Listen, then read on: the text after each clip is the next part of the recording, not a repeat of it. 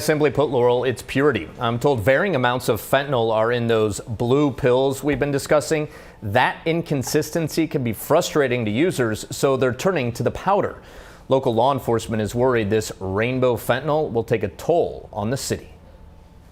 Be very cautious, be very careful. Lieutenant Matt Jordan of the Multnomah County Sheriff's Office warning the public about what deputies recently discovered while executing a search warrant.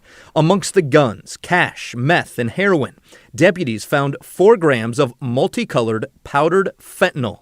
We've been hearing about this over the last 6 months, about it working its way up the West Coast, and it is now here in Portland. What's called Rainbow Fentanyl is far more potent and dangerous than those blue fentanyl pills you may be familiar with. If it gets on your skin, it could be fatal.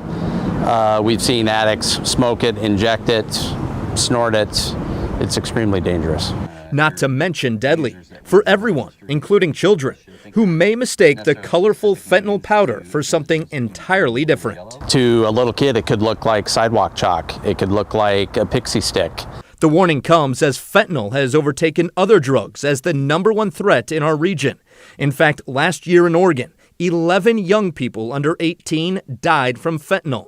That's more than double the number of deaths from 2020. It is definitely around more. Kelsey Young is the Harm Reduction Program Supervisor at the Multnomah County Health Department. She says drug manufacturers may be adding dye to the fentanyl powder as a marketing tool or to signify different strengths and purities of the drug. Nobody knows for sure, but this much is clear. What we're mostly seeing is this powdered form being sold in really small amounts. In other words, nowhere near the amount discovered during the execution of that recent search warrant. But remember, even the smallest amount of fentanyl, especially in powder form, can be deadly. It's minuscule. The fatal amount is absolutely minuscule.